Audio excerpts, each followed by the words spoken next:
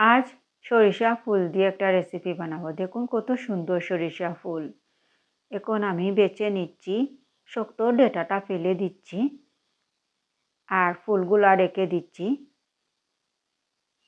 অনেক আগে এই রেসিপিটা খেয়েছিলাম। আজ আবার রেসিপিটা বানাবো আর শেয়ার করবো আপনাদের সাথে। বেশ কিছু সময় পানি দিয়ে ভিজিয়ে রেখেছিলাম ফুলগুলাকে, আর পানি থেকে তুলে নিয়ে পানি জড়িয়ে নিয়ে এভাবে কুচি কুচি করে কেটে নিয়েছি। আর দিচ্ছি কাঁচামরিচ কুচি, দিচ্ছি পেঁয়াজ কুচি,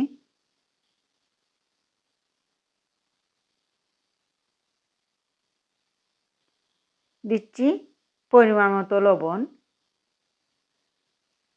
আর দিচ্ছি ডিম। ডিম যত বেশি হবে এই রেসিপিটা খেতে কিন্তু অনেক মজা হবে। আমি একটা দিয়েছি। ডিম দিয়ে হাত দিয়ে মেখে নিচ্ছি ভালো করে। বিসমিল্লাহির রহমানির রহিম। চুলায় পাতিল বসিয়ে দিয়েছি আর দিয়েছি সরিষার তেল।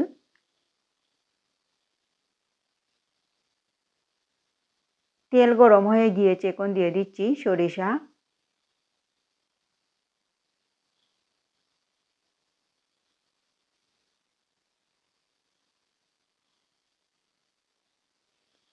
সরিষা দিয়ে নেড়ে চেড়ে দিচ্ছি।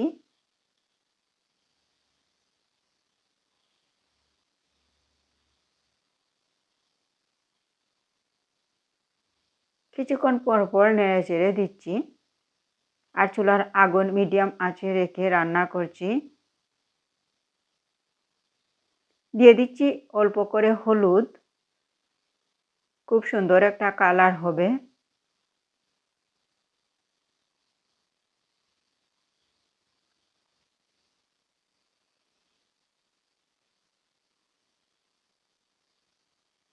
সরিষার ফুল দিয়ে অনেক ধরনের রেসিপি হয় আর খেতে কিন্তু খুব মজা হয়। এখন ঢাকনা লাগিয়ে আরও কিছুক্ষণ রান্না করব। কিছুক্ষণ রান্না করার পর আবার নেড়ে চেড়ে দিচ্ছি।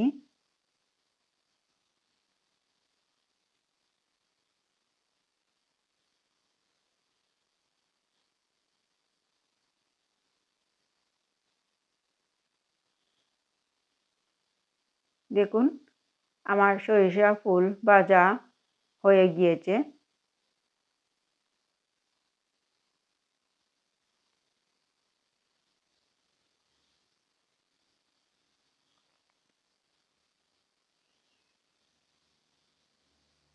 এই সরিষা ফুল ভাজা মনে হচ্ছে এটা মাছের ডিম ভাজা, খেতে এত মজা হয়েছিল। আপনারাও এভাবে সরিষার ফুল দিয়ে এভাবে ভাজি বানিয়ে খেতে পারেন, অনেক মজা হবে। দেখুন আমার সরিষা ফুল ভাজা হয়ে গিয়েছে। এখন আমি চুলাটা অফ করে নিব।